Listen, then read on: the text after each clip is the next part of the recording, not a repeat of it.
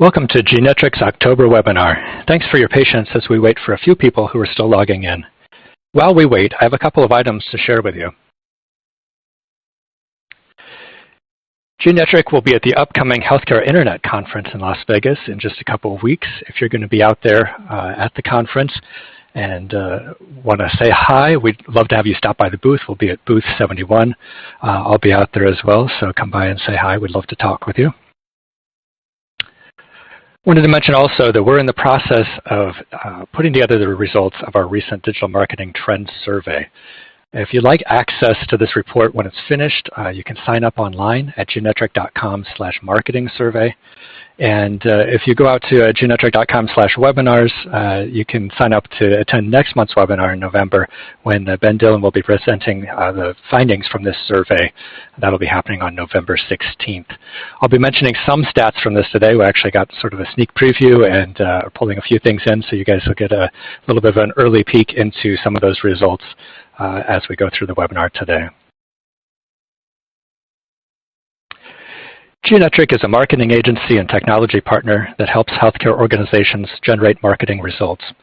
We offer a suite of services including website design and development, marketing campaigns, SEO, content development, and more. We work with health systems, hospitals, and clinics around the country. You can learn more at genetrix.com and be sure to visit our portfolio to see the awesome work we're doing with clients. Our webinar today will run approximately 1 hour, and at the end there will be some time for questions, so you can enter those into the Q&A field. You can also follow the webinar conversation live on Twitter with the hashtag Genetrix. And once we're done, the recording of this presentation will be posted on genetrix.com in the Learn and Share section. We really appreciate your feedback, and that helps us to make our webinars the best they can be. So please take a moment at the end to complete the survey that will appear at the end of the webinar. So that's me. I'm David Sturtz, Digital Strategy Director here at Genetrix. I've spent the last 10 years helping leading healthcare brands with their online marketing, tackling everything from digital marketing challenges, consulting on digital strategy, designing user-friendly information architectures, and building out content management software that powers hundreds of websites. Today, we're going to be talking about growing digital, reaching health consumers online. It's not always easy to know kind of where to focus your digital marketing efforts and what is up and coming in some of the different areas, as it's a really rapidly changing field. So we're going to walk through some different areas within digital marketing and address a lot of different needs there. To kick it off, I wanted to share some information about making digital a priority. And this is something that we see growing and growing and has been a struggle for a while in healthcare specifically. And just to give you some stats, across the board, this is a Gartner survey that said that 98% of marketers just across the board, even outside of healthcare, are really seeing that offline and online marketing are merging. Everybody kind of knows this. This is where things are at today. What we see as far as what people are actually doing, though, is kind of this ongoing trend. So this is a Salesforce research study that was projecting out from 2011 to 2016 and out into 2021, the switch from offline and traditional marketing into digital. And so you can see that growth continuing to happen out of that entire pie. The slice that's going to digital continues to grow, representing about a 21% predicted growth in digital marketing during that 10-year period. So we know that the tides are shifting, things are moving much more online and towards digital, and seeing this across the board in every industry. As far as how organizations are responding to this, this is some data that really looks at that trend line, and next month Ben will be sharing some more specific healthcare-related information right out of that survey around where people feel they're at as far as integrating those online and offline marketing activities. So you can kind of see that wave that's going on here where there's a smaller number of folks that are kind of leading the charge here. They feel they're fully integrated and optimizing. And more in that back half that are actively working on this problem, trying to figure out how does digital marketing fit into their overall marketing mix. So if those are things you're struggling with, you're certainly not alone out there in the world. That's really where a lot of organizations are at today. So today what I wanted to walk through is several different topic areas. So looking at content marketing, looking at social media, and looking at digital advertising. And knowing that we have so many things on our plate as marketers, we really need to be able to balance those out and really make them work well together. And of course, one of the things that we're always looking at throughout this process when we're dealing with the web is search engine optimization and how that plays into it. So that will really weave throughout the conversation today, and you'll see how each of these different tactics within these different areas pull together and help to increase or affect your overall SEO efforts. To kick things off, I'm going to dig into the area of content marketing. And just to kind of lay out a definition here, because a lot of different things end up being called content marketing, or there's a lot of different viewpoints on what that actually means for different people.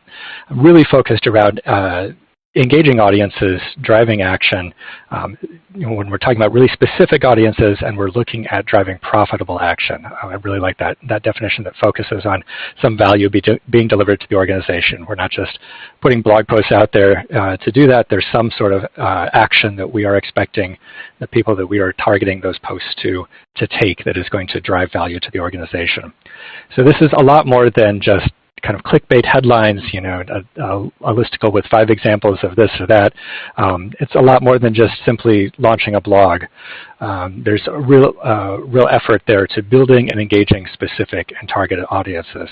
And this is something we talked about back in January of this year, looking out at the 2016 trends, what we saw that was going to be big this year and a lot of focus, and I think that's really played out, where we've been talking about content marketing for a long time, outside of healthcare as well as within, and a lot of folks have taken a pass at doing some activity in this area and really seeing in 2016 people starting to step up their game here and take a new look at this and really have a better understanding of what it means to do content marketing.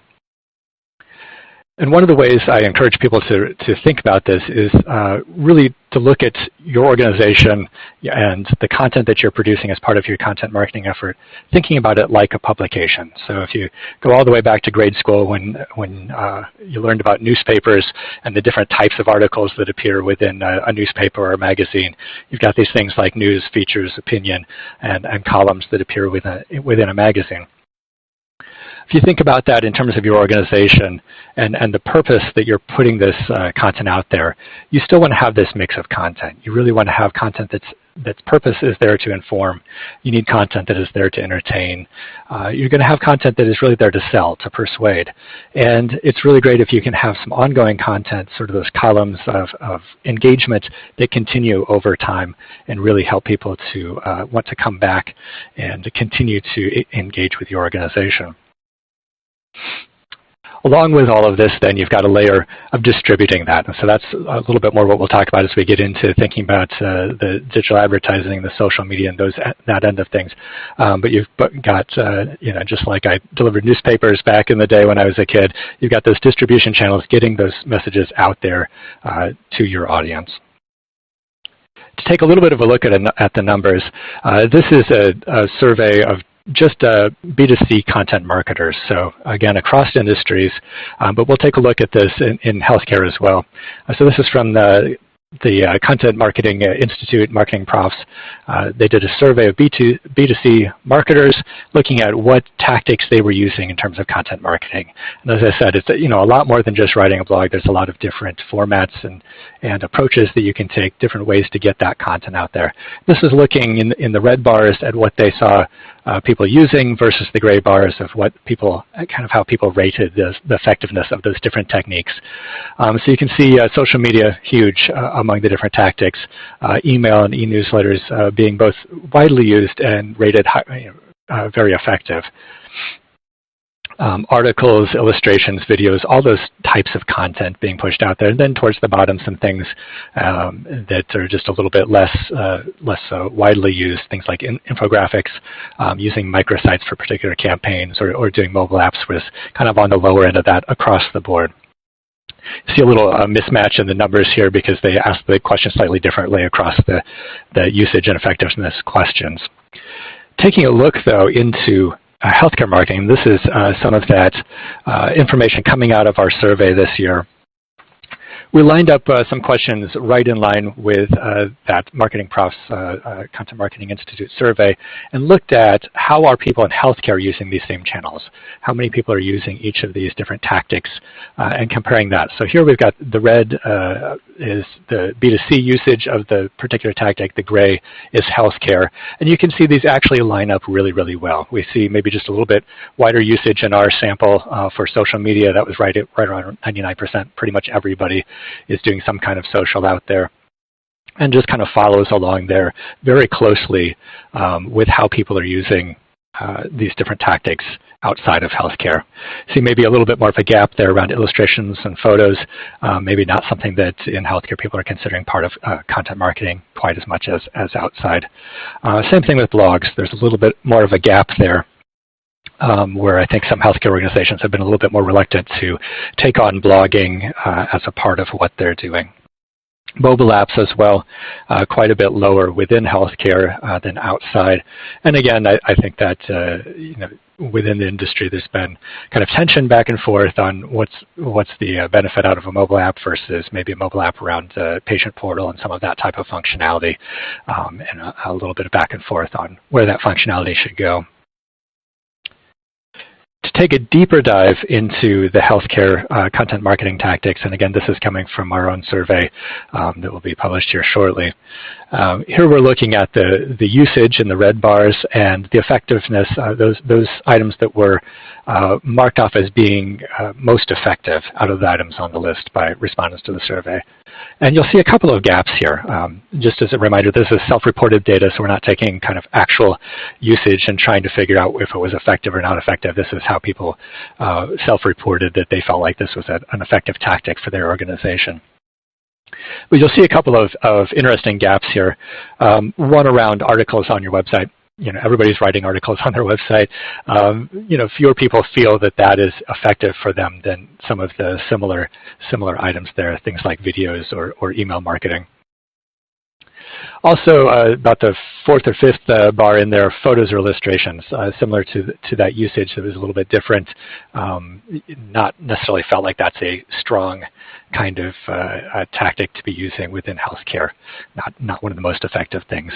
Definitely some interesting things there. Video being very strong for healthcare. We see a lot of usage in video, and that's something, of course, across social media that performs really well.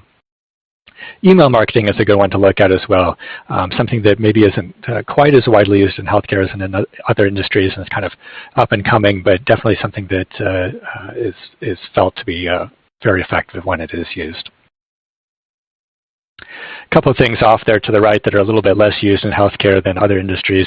Again, the mobile apps, people are not feeling that's particularly effective or widely used, and then some online kind of slideshows, webinars, those kinds of things also kind of falling off on that lower end. So what does all that mean? As we think of all the things that are on our plate, all the different ways that we can use these different tactics to create content, really where we're looking here is thinking about going back and what is that consumer experience, thinking about content creation around the overall consumer experience, and balancing out what we have as healthcare marketers as that core sort of evergreen content. What are the services that we're offering? What is our particular approach to care? The things that are kind of those boulders or those rocks in the middle of our website, and then reorienting things around them in a more consumer-oriented way. And I'll tell you a little bit more about what I mean by that. But as we're doing that, really thinking about ways to go deeper into that effort. Some stats around that, a lot of times we see a lot of shorter blog posts, shorter snippets of articles, and what we're finding from a SEO perspective as well as just kind of success in sharing and getting backlinks into articles is that longer articles tend to do better. You have a really good opportunity within healthcare to tackle some of that well-researched, well-thought-out content that is maybe a little bit longer.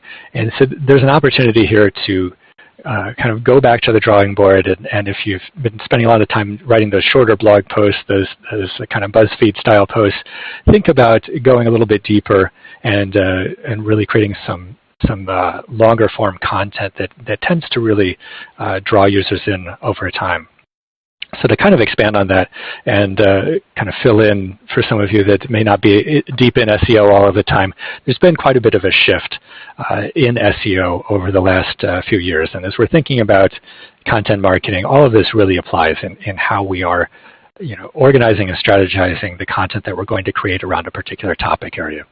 And the first critical piece of that is really the shift away from thinking about an individual page standing by itself to thinking about the entities that are represented on our website. So rather than thinking about one individual URL and what are the keywords that I want to focus on for this URL, and how is that going to match up with what people are searching for, we're really thinking about what is our organization about, what are the services we offer, thinking about those particular physical facilities, those physical people, the physicians that are providing care, and how can those be found, those real-world items, how can they be found online? How do we connect them together so that they help to emphasize each other? So that if you have a physician that has particular specialties, that those things are tied into the content that's written about the services that are provided.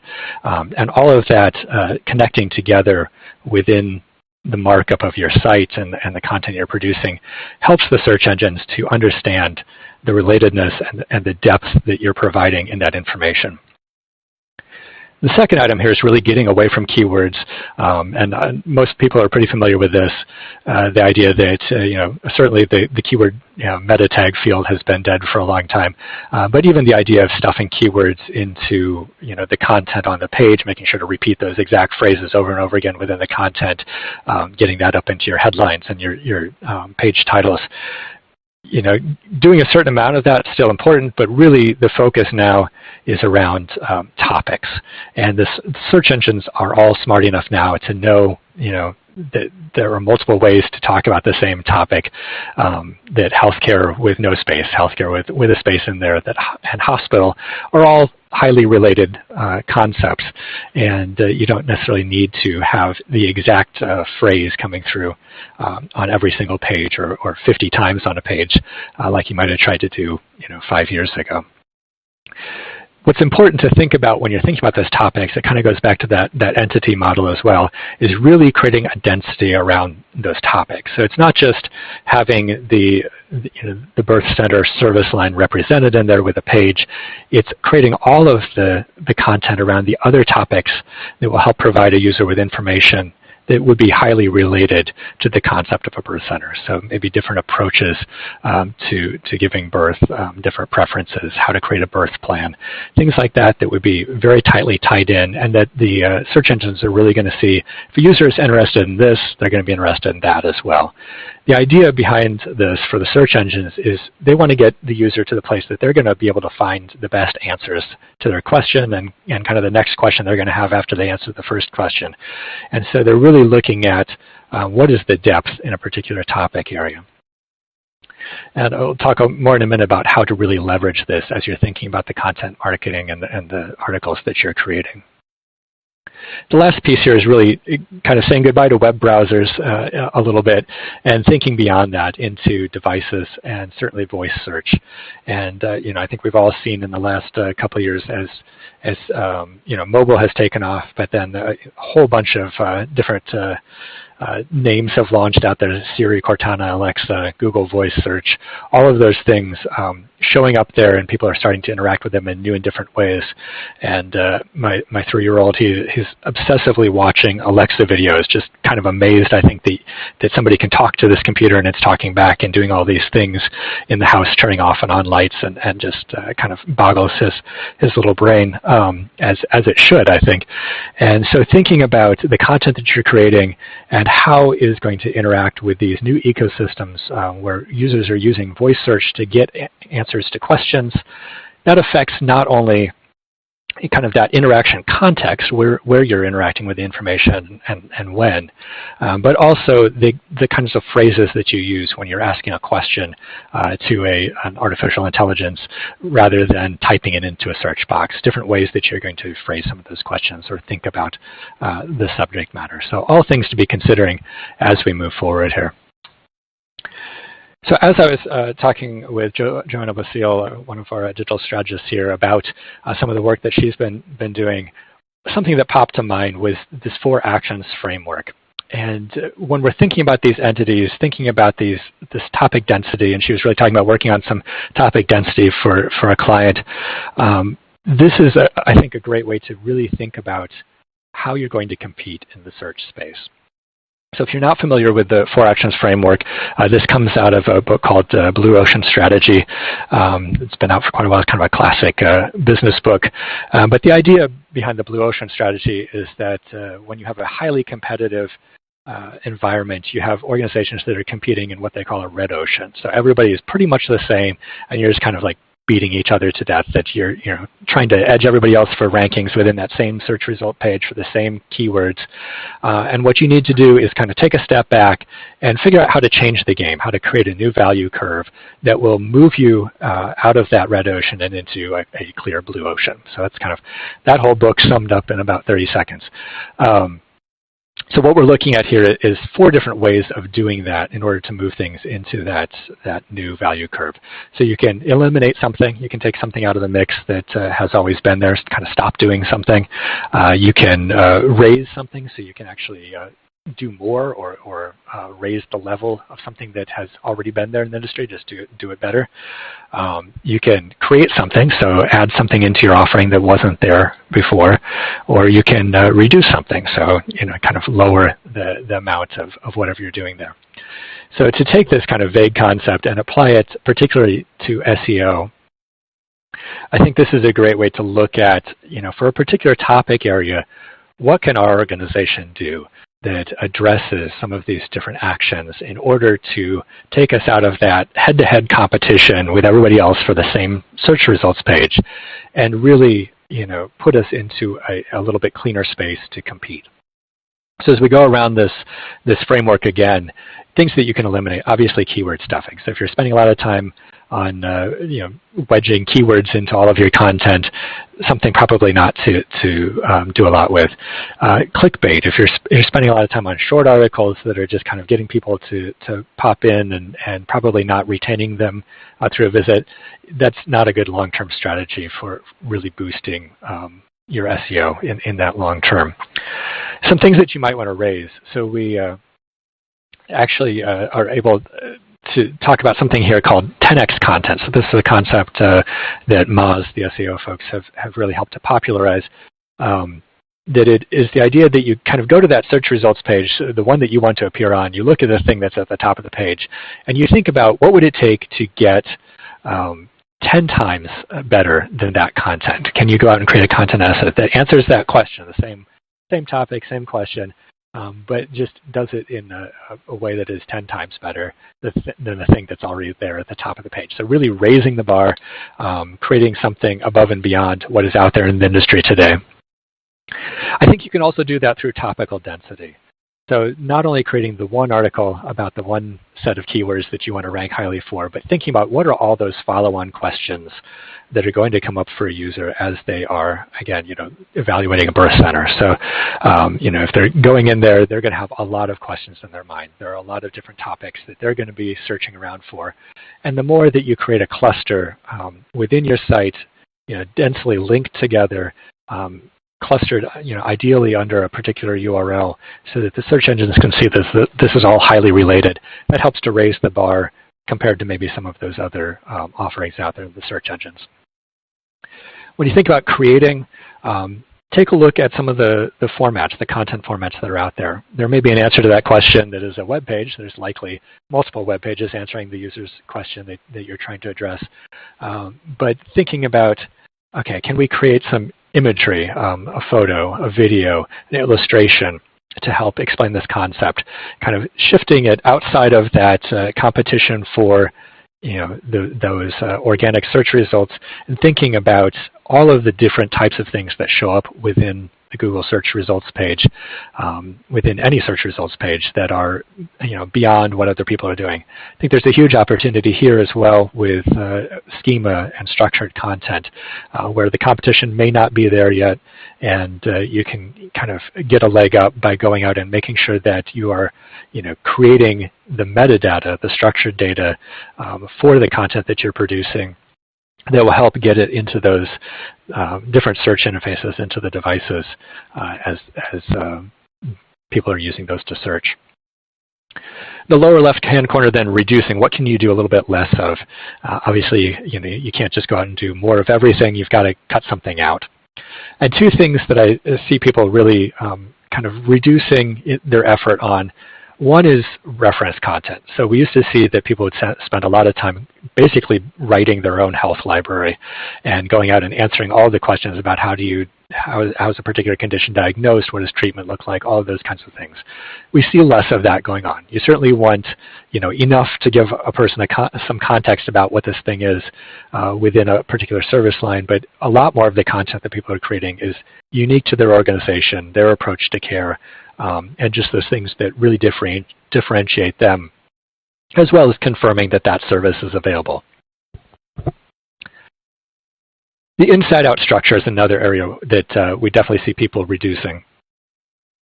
So a lot of times you go out and try as you might, you still end up with an overall structure on your website that really reflects your internal organization. So you really see those departments built out in the overall structure, and all of that stuff may not make sense to your users as they're exploring, and it may not help some of that topical density. So just because two different services live within the same department doesn't mean that they're highly related. If you think about all of the various types of cancer that are out there, very different audiences that are coping with those different conditions, different interests, different questions, different therapies that are appropriate for each of them. Really thinking about how to break that apart and orient that in a way that it makes more sense to their overall audience. So just some things to think about in order to take some stuff off of your plate as you're rethinking content marketing and how to really focus in and create some deeper content and get some more value out of those efforts. Now that's going to tie right in with social media, and we're going to talk a little bit about that and touch on reputation management as well. The big shift here is one kind of away from talking as much and not necessarily completely stopping the talking, but also listening and thinking about using social for listening as much as for talking. I think the trend in the past has really been to go out there and tweet and post and push a lot of content out. There's a channel to really push things out to your audience. What we're seeing in some of these different studies that are out and trends that are going on, this is from a Salesforce study looking at marketers who are increasing spending within social media in the coming year, and finding the largest area that spending was being increased in is social media engagement. So not just the pushing things out, but how do you respond, how do you listen and engage.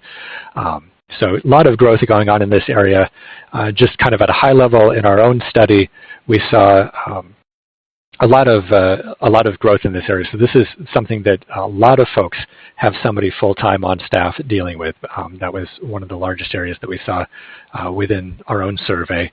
And like I said, Ben will be kind of digging into that fully next month. But something that a lot of organizations are doing, but there's a lot of different levels that they're doing that at. So how they're planning for that, how that plan mixes in with the rest of their marketing organization, a lot of variability in there.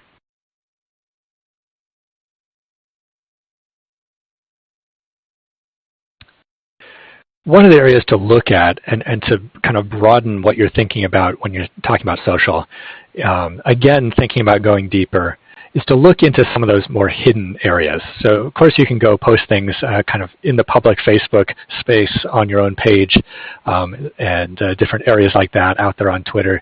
A lot of what's going on these platforms is much more hidden though. Looking into Facebook groups, looking into forums, discussion boards, niche communities, both locally and out there kind of at large. If you've got some particular areas of excellence or conditions that you offer some unique treatment for, looking at a national level at some of those discussion boards, at those different patient communities that are out there, and digging into what's going on there. Not necessarily saying to jump right in and engage with that, but you can learn a lot from lurking in these communities and really understanding what are the questions that people have. What are they facing on a day-to-day basis? You can see just a little bit in this snippet here, this type 2 diabetes forum. There's a lot of questions about particular medications and particular results of kind of those tests. Creating some longer form content around that, really helping to answer those questions. This can be a great source of just that information and questions that are maybe not available or not visible quite on the surface. So a little bit different way of thinking about social and about thinking about engaging with your audiences out there. This is kind of an astounding stat that I shared earlier this year as well. Among folks age 35 and over, looking at digital audience penetration and engagement, Facebook is really the outlier here. So we'll talk a lot about Facebook, and it's really looking at that 1 out of every 6 minutes that's being spent online on Facebook, and if you're on mobile, 1 out of every 5 minutes. So huge numbers there for Facebook, and of course that's where a lot of folks are spending their time in creating social media content. This was an interesting quote one of my colleagues kind of captured at the Content Marketing World Conference just about a month ago from Amanda at Cleveland Clinic, saying that the Facebook algorithm killed us. So there was a change to the Facebook algorithm and how things showed up on the news feed about a year ago, and things just kind of changed as that shifted. So the reminder here, if you're relying on a platform like Facebook, kind of a non-owned, rented, it's sometimes called platform, to drive a lot of your traffic, you really need to be aware of that and have some other kind of backup strategies in place. And that's really what they had done. So they had email available there, and that helped to kind of take over where Facebook left off, and they were able to continue growing and moving forward from there. But just being really aware when you're thinking about Facebook, when you're thinking about other social media sites, even search, we've seen that as well on Google's search results page, whether they're going to display stars next to the ratings on a particular entry or take that away next week. You're really left up in the air in some ways around what you're going to get out of some of those so-called rented platforms. So something to keep in mind when you're thinking about social is really pairing up those rented platforms with things that you own. So whether that's traffic on your own site, if that's using the traffic to capture the audience, get emails and start to really build that audience in a way that you have more ownership of, really wanting to encourage you to mix those things together. Another great usage of social media when you're thinking about content marketing and weaving some of these ideas together, and even going back to the idea of kind of lurking around some of these discussion boards looking for content ideas, you can really use curated content and posting some of that on social media.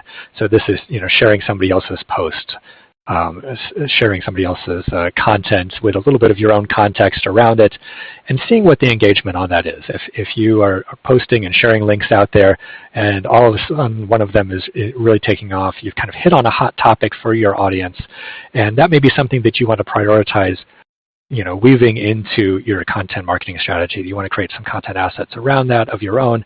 Maybe think about that 10x concept of, okay, this is really resonating with people. How can we make this even better than what else is out there today?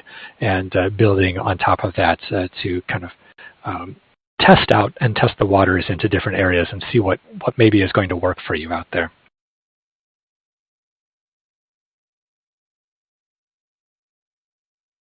So how does social and reputation management both kind of fit more into an overall SEO strategy? This is really something that you want to think about as part of SEO, because when folks are out there searching for certainly your branded terms as well as topics that you're out there talking about, they're going to get a whole mix of results back, kinds of things that you see on the screen. So everything from a local search result to videos to news articles. You really want to be aware of this ecosystem. Your social profiles and the content that you post out there are part of that. The ratings and reviews that you're getting on various websites are part of that. And really you want to make sure that you're taking care of this and paying attention and keeping all of that clean. So as you're thinking about all of that, you want to be maintaining that clean ecosystem, making sure that all the profiles are complete, up-to-date, accurate, that you're maybe spreading content out across some of these different channels so that you can be found in a variety of ways. Definitely encourage sharing on the social and third-party platforms, but I would say don't, I see some sites and some platforms that really push social shares at the expense of the user experience. You've got invasive pop-ups, or you've got things kind of taking over the page, really trying to get people to share the content. Probably not worth it to potentially hurt your bounce rate or impact the overall user experience of your site to try to get those extra few social shares. You really want to be able to balance those things out.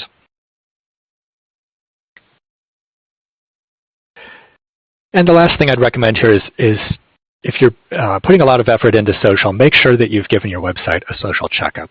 And this involves a number of different things. First off, you're going to want to have your site mobile optimized. We see such a high number of folks using things like Facebook on mobile devices. Again, that was the 1 in 5 minutes spent on mobile is on Facebook. So if they're coming off of Facebook onto your site within the app and it's not mobile optimized, whether it's responsive today or not, just what does that user experience look like? If they're going to have kind of a clunky user experience when they get there, that's something that you're going to want to address if you're making that investment in social. You want to make sure that you've got social metadata published on your pages. So what I mean by that is things like Open Graph, Twitter Card, Schema.org. This tells social media sites, things like Facebook, LinkedIn, exactly the information that you want displayed about a particular page on the site. So it'll tell them what is the featured image for this piece of content, what is the title and description that I want shown when it appears on, say, a Facebook share. And these things can be a little bit different than what you might put out there for kind of the regular page description for Google, or just maybe what is part of the regular part of the content. So you want to have some specification, I guess, in there of exactly how you want some of those things to show up. Check your site. This seems like a no-brainer. Most sites anymore have social profile links somewhere on there. It's usually kind of the logos of the different social media platforms that you're participating in. Make sure that those are up to date and working. I've seen a number of sites where you go, you want to link out to the Facebook page and it doesn't actually get to the Facebook page, or they've changed their Twitter handle and it no longer links there. I've seen quite a few where those images that are used to link out are dated and not the right logos for those different platforms today. Just kind of doesn't look real great if you're using the Twitter logo from 4 or 5 years ago. So just make sure that those are working as kind of a baseline thing, but it's amazing how often that goes wrong. And then thinking about the social share buttons. I know there's been, in healthcare specifically, a little bit of a kerfuffle about the Facebook like button and having that on pages and kind of protecting users' privacy. I don't think you need to use a lot of those embeds or kind of really fancy controls. Just having a few links on the page for sharing this on Facebook, sharing it on Twitter, keeping it minimal and really functional, but making sure that you're tracking those clicks. So if somebody is sharing that off on a platform, that you can see that inside of your analytics and really be able to track all of those things. So this is kind of a starting point for a checklist if you're out there investing in social, some things that you want to make sure are going on your website. So turning over to digital advertising here, really want to think about targeting and tracking and both ends of that spectrum. How are we going to hone in on a particular audience, and how are we going to measure what's going on there? Thinking about some of the strategies that organizations are using. Again, this is from a Salesforce study looking at which particular strategies are being used out there. A lot of folks advertising on social using display banner ads. The red is currently using, the gray is things that they're planning to add over the next few months. Seeing video advertising, that's something that we've seen be really huge as well. Something I would encourage you, if you're out there producing videos, whether that's TV commercials or just kind of in-house videos for using on social media, thinking about creating some of those shorter snippets that can be used within some of the video platforms to do pre-roll advertising on YouTube. Things like that can be really effective. And then native advertising as well. So you can see on the left-hand side then how folks rated those as effective or very effective. Again, the social platforms being a pretty strong strategy there for folks to be using. One of the reasons for that, and probably the main reason that this works really well, is that you have so many different targeting options, especially pretty much everything other than search are things that you can target out of social media specifically. So thinking about not only search terms, we're really familiar with doing AdWords ads within Google search results, but thinking about all of those different ways that you can use the different advertising platforms. So contextual ads off on other sites that are based on the content that's being browsed, targeting based on demographics, interests.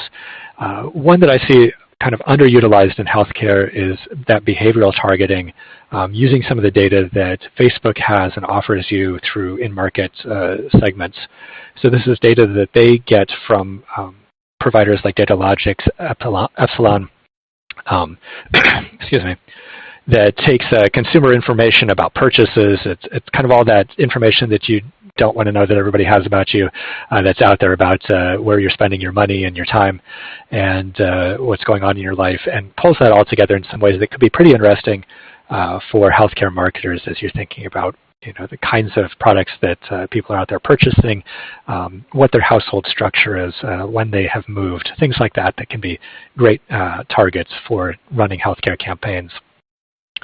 Another underutilized area within healthcare is remarketing, and there's been a lot of kind of fear about that.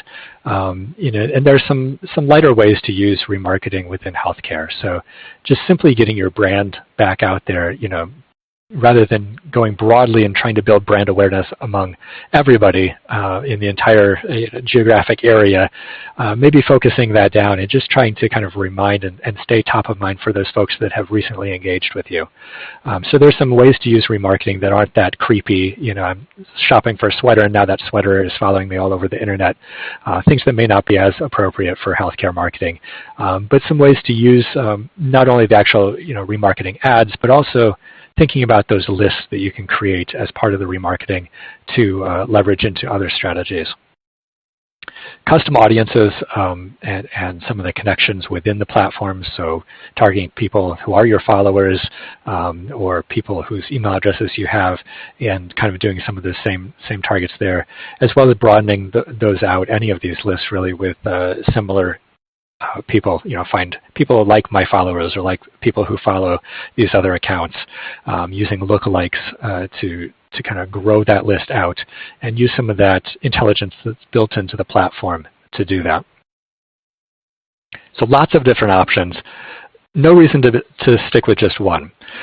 So definitely think about layering these together. So not just going with demographics, but also layering in some behavioral things. Layering that in to repeat that kind of brand top of mind information after you've kind of targeted based on the demographics or behavioral, getting out there and back in front of them again. Or on the right-hand side, we've got kind of a chain of these things going together. Using maybe some search marketing really is great at identifying that intent. So if somebody's typing these words into a search box, there's some kind of action that they're trying to take. There's something in their mind at that point in time. It's much more action-oriented, less passive than maybe putting stuff out on social media. But capitalizing on that intent, being able to capture that and use some of the remarketing tools to build up that list and go out and use lookalikes to find more within those areas. So lots of different ways to pull all of these together and really focus in who you're targeting, getting that narrowed down so that you can have some really effective campaigns out there.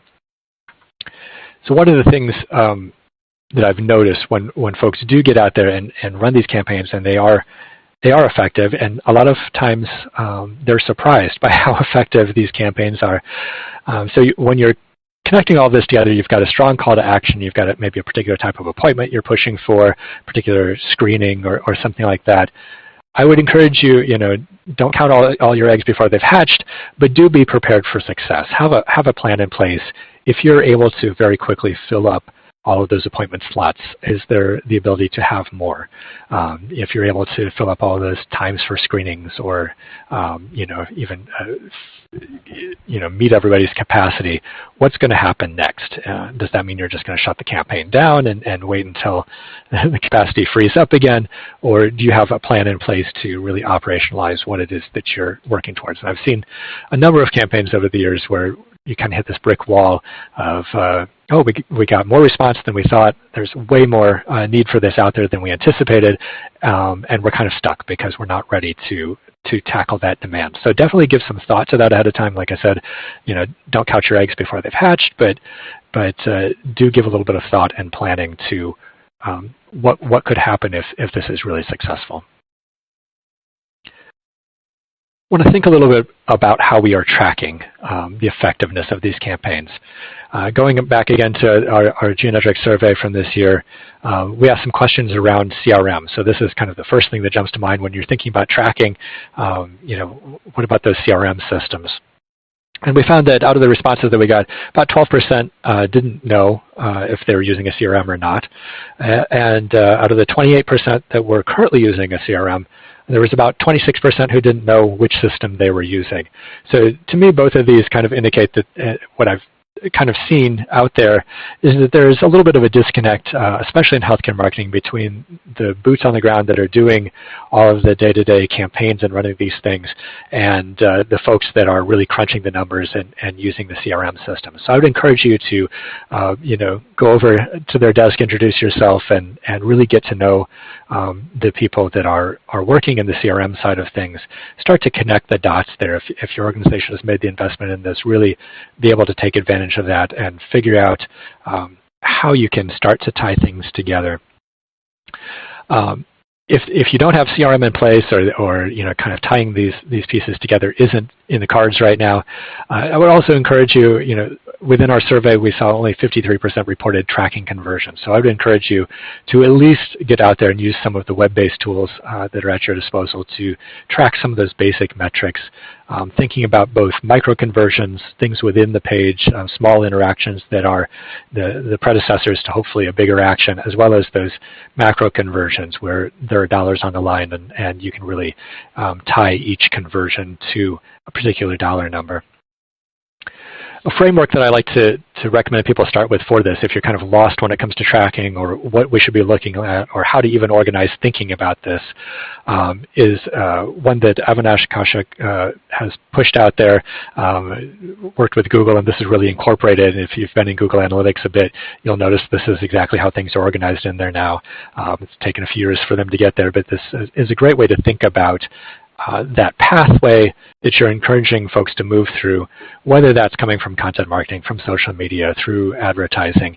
You're really moving people through each of these stages, and you want to be able to track the effectiveness of your efforts across acquisition, how are you getting people into your content, how are you attracting customers, through the actual behaviors and how they interact with your information. Where do they land? What do they do? Do they bounce right off? Do they come back again later? All the way through the conversions. What is the business impact of these activities? How can we measure that? Like I said, whether that's a very small, just watching a video within a page, all the way through to, actually calling and making an appointment or filling out a form online, scheduling that doctor's visit. Some ways to tie that back to some interesting numbers then. At the acquisition level, one interesting stat that you can pull together is to look at, if you're putting a lot of effort into SEO, look at what would we be spending right now on PPC ads to get a similar placement, to get that kind of traffic coming from ads within the search engines. And how much is that going to cost us over the course of a year, a couple of years as we continue out there? So that's one way to look at some of those acquisition costs and balancing out, we could spend the money in ads, we could spend the money and the effort in content and SEO to really boost our placement. Which one is going to give a better return on investment?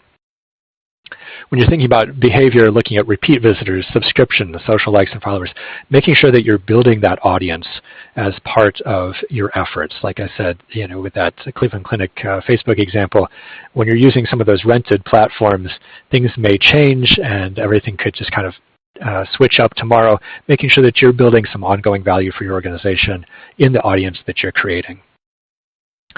And then looking at engagement, time on page, page views, some of those metrics. A lot of times we kind of call those vanity metrics when you think about page views, but there are ways to dig into those and look at them deeply and really get some information about how well things are working. And then you want to see how those are tying into those conversions.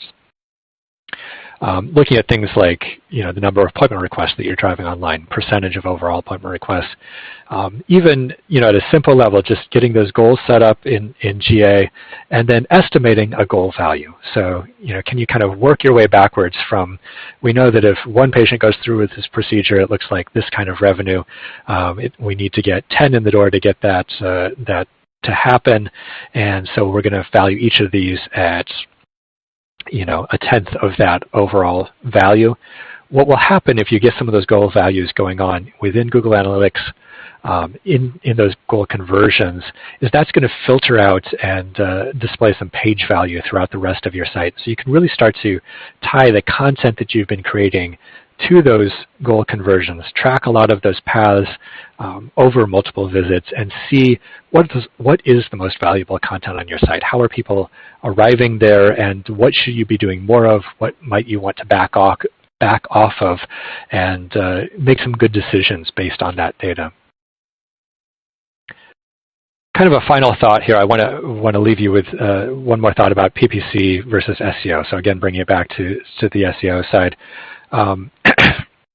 A lot of folks really put the effort into the SEO and wanting to kind of get that sort of free organic traffic by getting up to the top of the results. That's great for a lot of types of queries. One thing to keep in mind as you're doing that is the search intent and the different types of queries that the search engines are handling and how they respond to those differently. So here on the screen you've got an example of a query for cancer treatments. And the way that Google is interpreting this is just a general informational request, and that's why you get this box over there on the right-hand side that's really helping to inform you about that general topic. And you've got a map there with some local results that are geared towards that topic. So what can be really difficult to do when you're thinking about SEO is to get at the top of the page for particular topic areas. So when you're thinking about those topics versus maybe something with a local intent or where you're actually looking for a particular business or trying to take some kind of action, Google tends to focus those down into more local search results, the kinds of things you can really win at. When you're thinking about these big topics, you're often up against those huge players in the space. You're up against Mayo and WebMD and a lot of those that as a site are very broadly based and have a huge page rank that is difficult to overcome. This is where PPC becomes a better play, where you can actually get some presence on that page.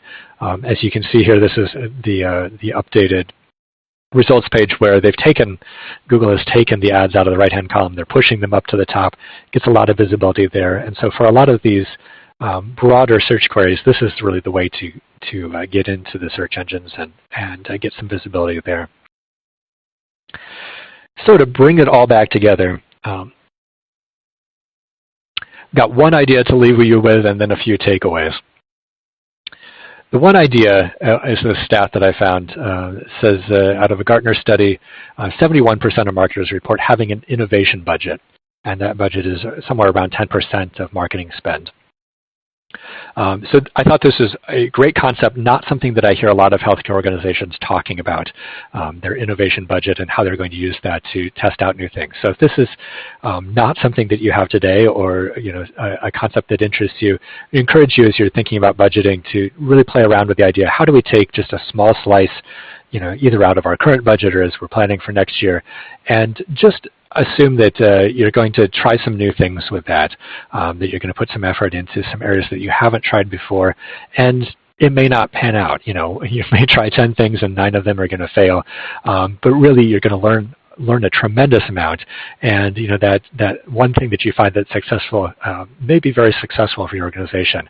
So it's always about learning and growing and iterating on the things that are working and not working. And so I think that's a great way to do that. some of the key takeaways, if I had to give you a few bullet points to just walk away from this with, really thinking about how all of these different channels are interrelated. While we often divide these out and think about them a little bit separately, each of them can play off the other. You know, like I was mentioning with using maybe social to test out concepts for content marketing, using paid and organic in smart ways to make sure that you can get the visibility you need within the search engines. You know, there's a lot of cases where one particular channel can help to solve problems in another and vice versa. So really think about them holistically. That's what we really like to try to do here is to pull them all together and look at what we're trying to achieve and the best ways to use each of those channels to build on each other and make that happen. Definitely encourage you to tie your efforts closely to your organizational strategy and think about going deep. Think about that quality over quantity rather than churning out dozens of blog posts that are maybe in that shorter content length. You know, digging in deep and getting something that's going to have some lasting value and really is going to get those shares and that visibility that you need really is going to benefit you in the long term. And then, of course, tracking your efforts. Build on the successes that you have, continue to iterate and learn from the things that don't go so well, and be prepared for success. Plan ahead and think about what's going to happen when you win. So with that, I'm going to move to taking a few questions. It looks like we've got a few queued up here. First question here is around looking to beef up content, thinking about mobile.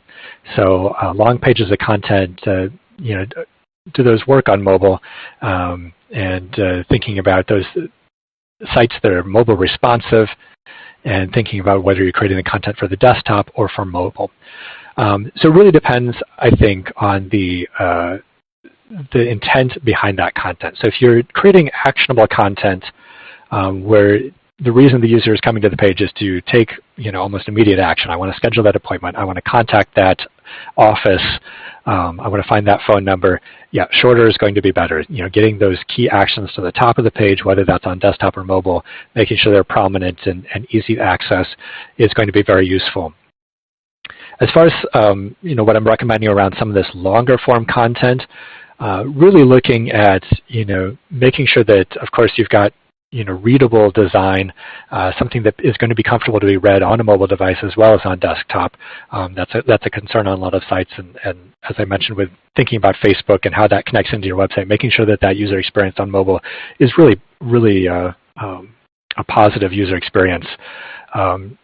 Just kind of on a tangent, I've encouraged folks in the past, you know, encourage everybody to go out and look first at the mobile site, you know, rather than defaulting to your desktop and pulling up you know, the page somebody's talking about. Go out to your mobile site, you know, on your phone and see what it looks like on there. Just kind of change the wiring in your brain a little bit to make sure that those are top of mind for you. It's really easy when you're sitting at your desk working at your job to forget about going out there on your phone and checking things. But really looking at the design of those longer pages, and you know, people do read on their devices. We do a ton of reading, each of us every day, whether that's email or websites or social media. People are not afraid to scroll. They're not afraid to read longer form content, and they're not afraid of switching devices as well. So if you make it easy for them to kind of capture that URL, share it with themselves even, and switch devices midstream, that can help with some of that longer content. So wouldn't necessarily shy away from longer content on mobile, but definitely think about the intent behind that content and for the things that are a little bit more action-oriented rather than being kind of informative and building on other efforts to really take a look at the differences there. Question as well around the survey I mentioned, Geonetrics survey. Again, if you didn't hear that early on in the webcast, we're still working on finishing up the final run of that and laying that all out and tabulating the final results. If you go out to geonetric.com/marketing survey, or if you put a comment in the survey for the webinar, we'll make sure to get you a copy of that when that's ready to go. So that's coming up going to be coming out shortly, and as I mentioned as well, the November webinar, and I'll just switch the slide here. So November webinar will be actually about that survey, looking at industry trends, and Ben Dillon will be reporting on that as well.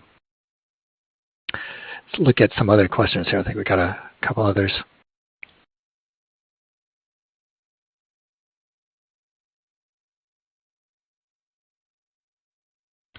So question here about trimming out, if you've got limited budget and there's a whole bunch of recommendations. The question here is, we use a company for digital, and they'll give me a rundown of recommendations, and they need to, we need to trim due to budget. How would you rank which is most important to least?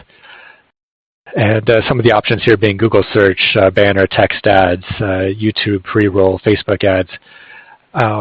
If I had to, not knowing all the details about your strategy, I'd go out on a limb here and think about some different ways that you might rank and prioritize those efforts.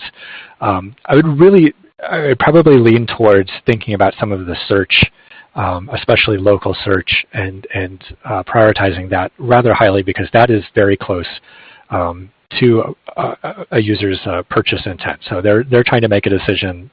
You can really get at that with some of those search queries. That's probably one of the first things that I would try to do within a strategy is make sure that if somebody is asking about buying the service that I offer, I'm going to be there when they're asking for that. Some of that would play in with how well you're already ranking for those types of queries. You want to balance that out, and you want to make sure that you're focusing really around queries that have strong intent with them, not just some of those broader based things, intent that you can really serve well, so that you've got good solid landing pages, making sure that those are going to follow through when somebody gets there. Going from there, really kind of see what works. There's a little bit of locality to this, so things that work in your city may not work in other cities, but definitely if you've got the opportunity to do some of the YouTube pre-roll or some video within the advertising, that seems to be working really strongly for folks. Depends a little bit on what you're trying to promote out there, but I would definitely think about investing a little bit outside of the box rather than spending a lot of time on maybe banner ads or some display advertising. Just again, going back to that blue ocean concept, kind of take a look at your market, take a look at who you're competing against, and see if you can find a place to play that's a little bit outside of what they're doing, where you can have some space to explore. So a question as well about what about content marketing? I mentioned a little bit about Facebook being a rented platform, but this question is really about other third-party platforms like Medium. Would you recommend, if we're doing a blog, to look at some of those platforms? Some things that I would consider there. I wouldn't necessarily put the kibosh on that across the board, but if you're looking at something like Medium, that's a third-party platform for posting blog posts, you get some upside to being out there and getting some visibility within that platform, getting some shares just within the platform itself. Some of the downsides would be on your kind of domain level SEO. So this is something that you could maybe launch at a subdomain, but not part of your main website domain. I would want to make sure that you could get all of the analytics and tracking and all of that kind of stuff out of there as well before I jumped on board with that. I think there's a little bit of a difference between that kind of a third-party platform versus something like Facebook, where you have very little control over some of the decisions that are going to be made. This is a little bit more is allowed you on one of these platforms. It's more for content marketing. You've got a little bit more control over how things are going to go. It's a little bit more shaped up for you as a marketer, as a content marketer, to be participating there. So definitely give a thought to your overall SEO strategy and just your overall comfort with the platforms, I guess. That you want something that your authors are going to be comfortable with as they're publishing out there. All right, well, I thank you for your time and attention today, and hope you'll join us next month for our webinar on our digital marketing survey.